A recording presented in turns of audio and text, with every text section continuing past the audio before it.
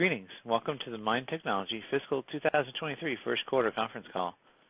At this time, all participants are in a listen-only mode. A brief question-and-answer session will follow the formal presentation. If anyone should require operator assistance during the conference, please press star zero from your telephone keypad. As a reminder, this conference is being recorded. It is now my pleasure to introduce your host, Ken Denard. Ken, you may now begin. Thank you, operator. Good morning, everyone, and welcome to the MIND Technology Fiscal 2023 First Quarter Conference Call. We appreciate all of you joining us today. With me are Rob Capps, President and Chief Executive Officer, and Mark Cox, Vice President and Chief Financial Officer. Before I turn the call over to Rob, I have a normal housekeeping details to run through. If you'd like to listen to a replay of today's call, it'll be available for 90 days via webcast going to the company's investor relations section, and that's mind-technology.com, or via telephonic recorded instant replay till June 16th. And information on how to access the replay was provided in yesterday's earnings release. Information reported on this call speaks only as of today, Thursday, June 9th, 2022, and therefore you're advised that time-sensitive information may no longer be accurate as of the time of any replay listening or transcript reading. Before we begin, let me remind you that certain statements made by management during this call may constitute forward-looking statements within the meaning of the Private Securities Litigation Reform Act of 1995. These forward-looking statements are based on management's current expectations and include known and unknown risks, uncertainties, and other factors, many of which the company is unable to predict or control, that may cause the company's actual future results or performance to materially differ from any future results or performance expressed or implied by those statements. These risks and uncertainties include the risk factors disclosed by the company from time to time in its filings with the SEC, including its annual report on Form 10-K for the year ended January 31st, 2022. Furthermore, as we start this call, please also refer to the statement regarding forward-looking statements incorporated in our press release issued yesterday, and please note that the contents of our conference call this morning are covered by these statements. Now, with that behind me, I'd like to turn the call over to Rob Capps. Rob. Okay, thanks, Ken. So I'd like to begin by first making some observations on the market environment and our progress to date before Mark discusses the financials in detail. I'll then wrap things up with some final remarks. As we've noted on recent calls, we've been pleased with the improvement that we're seeing in the underlying market conditions that surround our business. We think this uptick in customer interest is largely indicative of the general economic and geopolitical trends that serve as a stimulant for much of our business. We believe that the sustained higher global energy prices are a positive development for our marine seismic contractors. On the other side of that coin, the higher energy prices have caused others to pursue investments in renewable energy, particularly offshore wind farms. And this is a positive development for our marine survey business. Maybe more importantly, the global geopolitical and security situation, and not only in Europe but also the rest of the world, has highlighted the need for maritime security technology. Some of our recent and pending orders are a direct result of this. These macroeconomic trends and increasing levels of activity are evidence that the effects of the global pandemic are abating. This increases our optimism that we are well positioned to grow in the coming periods. The significant increase in revenue we saw this quarter is, we believe, a strong indication of the benefit of these trends. Now, looking at our first quarter results, consolidated revenues were over $9 million, up approximately $5.3 million, or 142% quarter over quarter.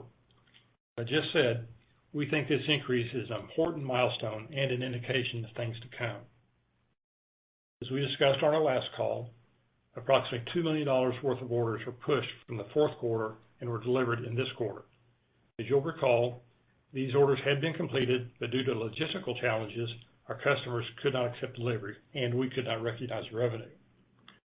While the first quarter benefited from these items, we had a similar situation this quarter, with orders totaling approximately the same $2 million deferred from the quarter due to customer delivery restraints. It remains important to note that issues such as these are issues of timing, not lost opportunities. While it's not ideal, it's just the nature of the beast. These won't be the last challenges that we encounter. Our backlog as of April 30th, 2022 was approximately $13.4 million. If you consider our backlog and other highly confident orders, which includes anticipated orders received after the end of the quarter and orders from RFQs that specify our products, our book of business totals approximately $23 million. We expect to deliver all of these orders, as well as others that we're pursuing, in this fiscal year. Although we're pleased with this book of business and the traction that our product lines continue to achieve, we are by no means content. We are continuing to pursue other opportunities and are confident we'll be successful on many. We're optimistic that this will be reflected by improving results in the coming periods. Our strategy to develop innovative technology and to find new applications for existing technology remains important. These activities include passive sonar arrays, automated target recognition, synthetic aperture sonar and systems for unmanned platforms. Our programs to bring these technologies and related products to market continue to progress. Our focus continues to be on operational excellence and on executing our business strategy to maximize our near-term results. As also mentioned in our last call, we've taken certain steps to control cost. Although we have not yet seen the impact of these actions, we think they will be seen in coming periods. We will concentrate our efforts in areas where we are seeing immediate demand, and as the global backdrop continues its recovery, we will look to expand our capabilities to meet the growing needs of customers. And with that, let me turn things over to Mark and let him walk you through our first quarter results before I make a few summarizing comments. Mark? Thanks, Rob, and good morning, everyone. As Rob mentioned earlier, revenues from continuing operations totaled $9.1 million in the quarter, a 117% increase when compared to the $4.2 million in the same period a year ago. Gross profit from continuing operations in the first quarter was $3.3 million, up over 500% when compared to the same period a year ago. This represents a gross profit margin of 36% for the quarter, which is up from the 13% we achieved during the prior year quarter. The increased revenue for the quarter resulted in higher absorption of fixed costs and improved gross profit margin. Our general and administrative expenses were $4.3 million for the first quarter of fiscal 2023, which was up from $3.7 million in the fourth quarter. Our G&A expenses are typically higher in the first quarter of the year as a result of employment-related taxes, which are front-end loaded, and higher professional fees associated with year-end reporting activities. In addition, we incurred higher travel and promotional costs, primarily related to trade shows, as pandemic-related restrictions have eased and we re-engage with customers. Additionally, we incurred approximately $300,000 in non-recurring costs this quarter related to the cost reduction activities that Rob referred to. As we previously mentioned, we do expect further reductions in our general and administrative expenses in the coming quarters. Our research and development expense was about $1 million for the first quarter, which was roughly flat sequentially. Consistent with prior periods, these costs are largely directed towards our strategic initiatives, such as automatic target recognition, synthetic aperture sonar, passive sonar arrays and sonar and sensor systems for unmanned platforms, and our other strategic product initiatives. Our loss from continuing operations for the first quarter of this year was $2.1 million, as compared to a $5.1 million loss in the first quarter of fiscal 2022. Our first quarter adjusted EBITDA from continuing operations was a loss of $1.9 million, compared to a loss of $3 million in the same period a year ago. For our legacy land leasing business, which is classified as discontinued operations, we realized approximately $300,000 in Q1 asset sales. We expect to complete the sale of all remaining assets related to discontinued operations in the coming months. MIND's capital structure and liquidity remain good. As of April 30th, 2022, we had working capital of approximately $16.7 million and cash of approximately $817,000. We collected approximately $4 million of accounts receivable in May, so our cash situation has improved significantly, and we have good visibility on additional receivables that are imminent. continue to have no funded debt or outstanding obligations. Also, our cost structure remains lean and flexible. So should market conditions take a turn for the worse, we believe our largely variable cost structure gives us some leeway to reduce our expenses commensurate with any declines in our business. I'll now pass it back to Rob for some concluding comments. Okay, thanks, Mark. We're encouraged by the market improvement that we're seeing and the indications of recovery that are becoming more evident throughout our business. We're pleased with the improvement in results and the orders that we secured to date, as well as with the robust interest and customer optimism that are reflected by our quotes and inquiries. As a result, we're confident that we are well positioned to meaningfully increase revenue in the coming periods, despite the inflationary pressures, supply chain challenges, and macroeconomic uncertainty that persist. Our goal will always be to grow our book of business and to position the company for long-term success and profitability. We feel that we have taken important steps towards achieving this goal in the first quarter, and we intend to carry this momentum throughout the remainder of the year. Supply chain and logistical challenges continue to surround our business, but we're confident in our ability to navigate these circumstances. We feel that we are very well positioned to capitalize on the opportunities that we're seeing in the market. Our ability to leverage our unique technologies to generate orders demonstrates these capabilities.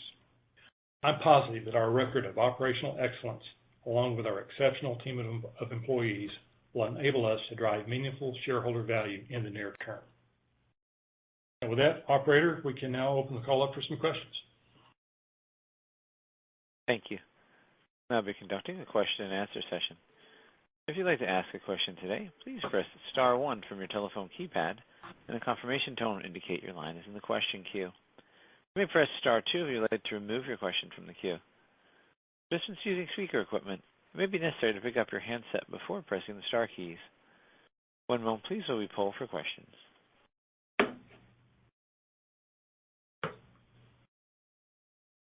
Thank you. Our first question is from the line of Tyson Bauer with Casey Capital. Please proceed with your questions. Good morning, gentlemen, and great quarter to start the year. Thanks, Tyson. I guess the best way to frame this, it looks like we're having some building tailwinds finally for the business, especially on the top line.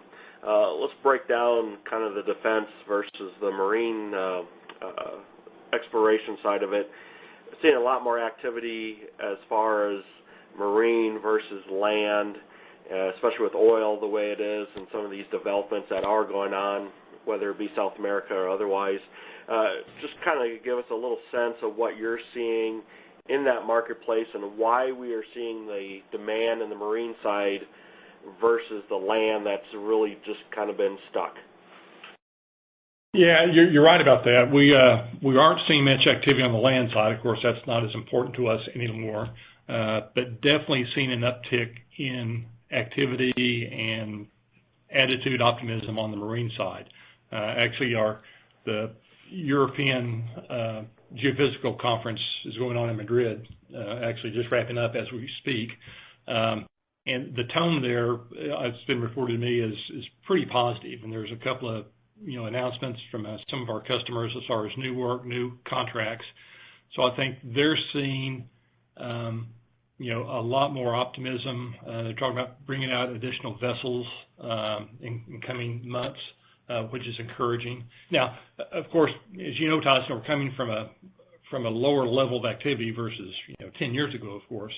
But certainly, I think the reason I think the marine is offsetting the land side, there's some environmental issues that impact that. Just the size of the projects and therefore the return on the marine side is a factor of that. But there's no doubt things are going in the right direction. We're seeing a lot more activity.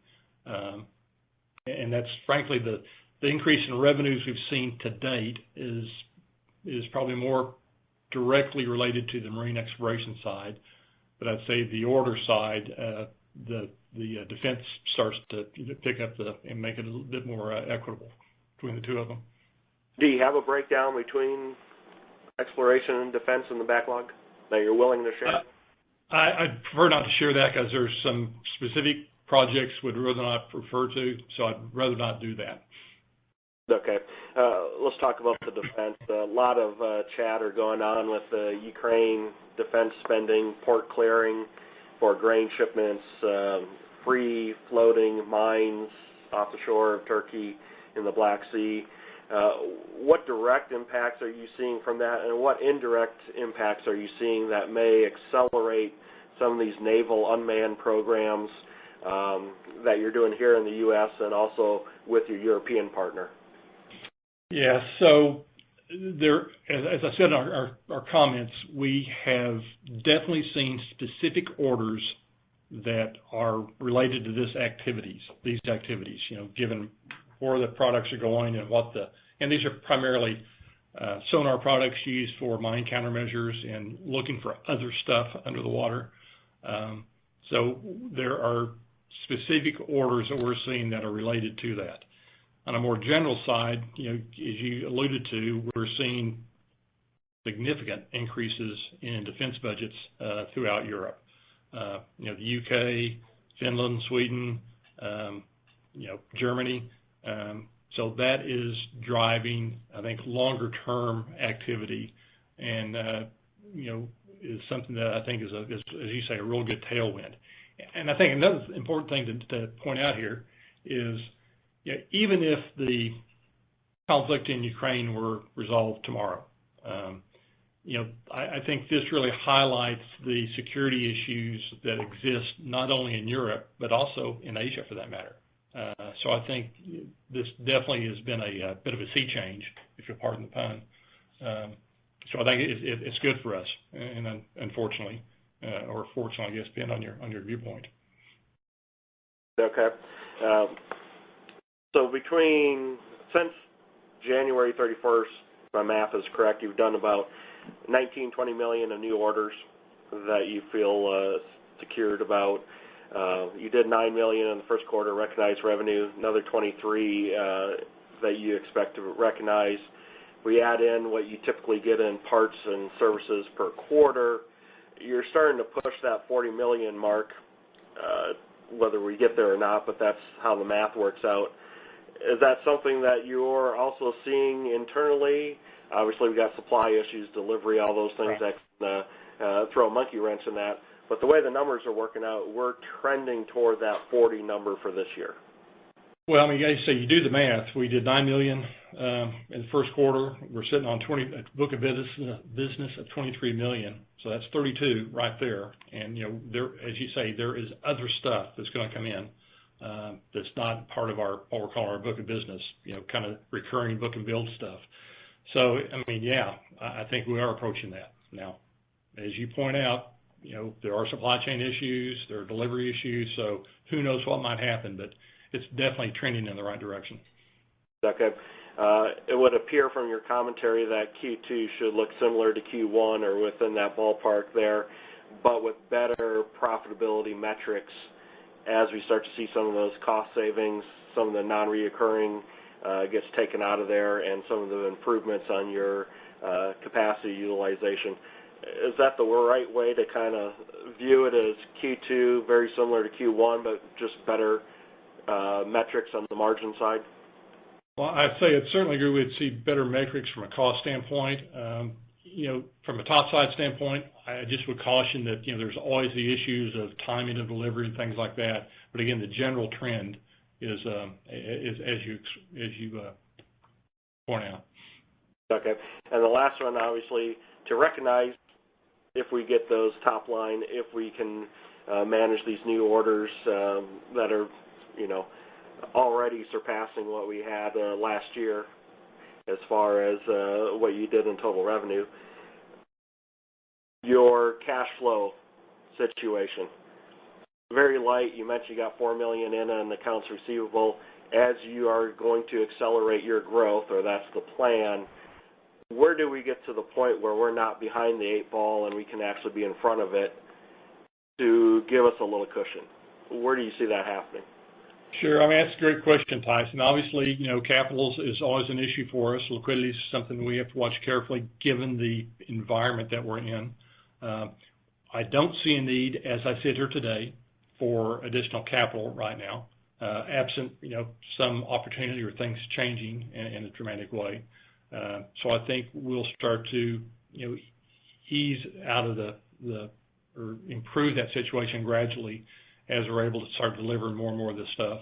And frankly, liquidate some of the receivables and some of the working capital that we've been sitting on. Because remember, we invested in working capital, at the end of last year, early this year, due to the supply chain issues. So if we can kind of maintain that same level, then I think we'll see some of that benefit come back to us from a liquidity standpoint. Now, if things get tougher, we have to get more aggressive, then that could change things. All right. Thank you, gentlemen. You bet. Our next question is from the line of Ross Taylor with ARS. Please proceed with your question. Thank you. Once again, great quarter, gentlemen, on the revenue side. It sounds like what you answered to Tyson that you expect to be able to build on this going forward. And you guys with Tyson, you were talking about kind of where you sit on the income statement balance sheet side. More specifically, when and what level of revenues do you think right now it's going to take for us to get EBITDA positive, free cash flow positive, and earnings per share positive? Sure. So Ross, if you kind of do the math, the contribution margins, if you just compare the last couple of quarters, are around 60%, maybe a little bit better than that.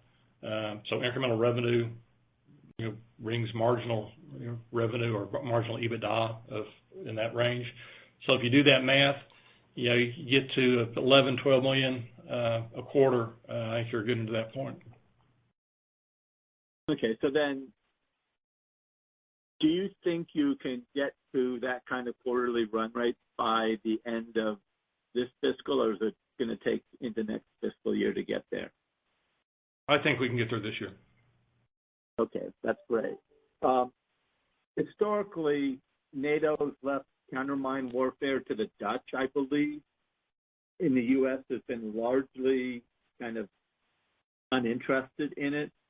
I pick up from what you're saying is that you're starting to see, not just in Europe, but also the United States, the greater realization that these nations need to have these capabilities themselves, which greatly expands the market, I would think, from what it had been previously. Is that something that you're actually seeing? So I'm not sure I agree 100% with your comment about it has been left to the Dutch. I think it's been an important thing for other NATO countries and for the U.S., although the Dutch do have some capabilities there. I think what we're seeing is it's the way the world is trying to address these issues, again, using unmanned vessels to a large degree. I think still trying to deploy those sort of solutions. So I think that's what we see is increasing the market. Rather than trying to do this off manned platforms or trying to do it off unmanned or minimally manned platforms. So I think that definitely increases the market for us. But frankly, I think more importantly, I think just the threat from this sort of thing is increasing, and it's more in the forefront with people.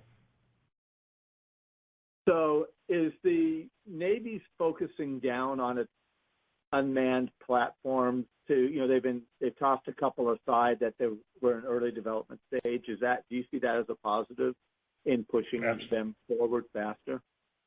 Well, I think so. Yeah, I sure do. And in the past, the U.S. largely used helicopters to sweep for mines. It sounds like they're going through a significant shift in how they approach mine warfare that works strongly to your advantage. Is this literally we're entering kind of a new age of this? And that you I'm not sure. I'm not sure I'd say it's that dramatic. I think they're still they have a variety of platforms, a variety of techniques that are used. So I don't think they're abandoning any of the historical ones necessarily, but I think it certainly is expanding the opportunities for things that we have. And away from that, towards the industrial side, and undersea, are you seeing any interest, or is there interest for exploring undersea for, a lot of these EV related and, green-related minerals that seem to be, and materials that seem to be in such short supply on land? Absolutely. And so a lot of the research activity we're seeing, some of the research institutes that are buying our equipment are doing just that sort of thing. Okay. I mean, it sounds like so you've in the past talked about the ability to be a $100 million business. It looks like this year you could end the year, your fiscal year, with a run rate in the neighborhood of, 44 to $48 million or more. How long do you think it's going to take us to get to that, wonderful $100 million run rate where the math tells us we'd be pretty positive on an EBITDA basis? And I think it could be real positive at that point. Ross, that's a tough question. Obviously, lots of factors involved as to how we get there. I think, with the last 2 years have been a challenge for obvious reasons, and so we didn't make as much progress as we all had hoped. But I don't think that changes where we see the overall opportunity. And so, we talked about a 5-year plan before. I think that's very doable. Okay, so 5-year plan from when you initially indicated you would get there. Yeah, but I think, as I say, there's the last couple of years have been, we didn't achieve as much as we wanted to for obvious reasons, for the pandemic reasons. So I think, we're farther down the road than we were when we started. Maybe it's not 5 years from 2 years ago. Maybe it's something a little bit shorter than that. But, the point is, the opportunity is there, Ross, whether it's, 2 years, 3 years, or 5 years, I think it's still there. Yeah, well, I think it's great. As I said, good luck and if you can get to, these break-even levels on a run rate by the end of this year, I think that would be huge, because that would start to show the business being viable without the worry about needing to raise outside capital unless it was for something exceptionally additive, perhaps in the way of an acquisition or something. So, yep, understood. Good job. Keep it up. Okay, thanks, Ross. Thank you. Take care. Next question is a follow-up from the line of Tyson Bauer with Casey Capital. Please proceed with your questions. Just a couple of quick follow-ups. You talked about, was it auto recognition or targeting? Yes. Is that sort of something unique that you guys are capable of doing for counter-mine intelligence? I haven't heard you mention that a whole lot in the past. Is that something new? Yeah, it's something we actually announced earlier this year. So ATR, automatic target recognition, is not unique to us. There are other ATR solutions out there. What is unique, we think, is that our ATR solution has been optimized for our products, or sonar products specifically. And so that is very unique. So we think we have a tool there which makes us, very competitive, much more competitive with others in the marketplace, and brings some capabilities to the market that no one else can, again, because they're optimized to our systems specifically, which is a really important part. And has that been a determinant as far as winning some of these new orders or some of the activity you're seeing on the defense side? I think I can't say that any of the orders we have in hand relate specifically to that, but I can tell you for certain that the activity and the interest we're seeing is being spurred by that capability. Okay. With your European JV partner, do you have product that is currently in use, that is out of the trial phase, and are you receiving funds from that partner for development and production of prototypes or the product commercially used? So it is not commercially deployed at this point, and I'd rather not talk about the specifics of the commercial arrangement, but like I say, it's not material at this point. But you anticipate before the end of the year it will be? Yes, we think we'll be revenue streams by then. Okay. And that's part of your anticipation of getting toward that $12 million a quarter situation, and why you have that confidence? Correct. Okay. You mentioned Asia. Are you specifically suggesting that this is targeted more toward Taiwan, around Korea, those areas, or is it more general than that? Or are you seeing specific interest in where the placement of your product is going? Well, I guess in this context it's more general, but, I mean, you read the paper. It's pretty obvious where the tensions in Asia are coming from, and not just between the U.S. And China, or Taiwan and China, but, Australia, Philippines. So there's definitely interest around that part of the world for these sort of things. Is that also where they're trying to find more of these rare earth metals, and that is more around the Asian continent? It's not limited to that. Okay. All right. Thank you. Keep it up. You bet. Thank you. That concludes our question and answer session. I'd like to turn the floor back to Rob Capps for closing comments. Okay, thanks everyone for joining us this morning. We look forward to talking to you again at the end of our second quarter. So thanks very much. Thank you. Ladies and gentlemen, this concludes today's conference. You may disconnect your lines at this time. Have a wonderful day.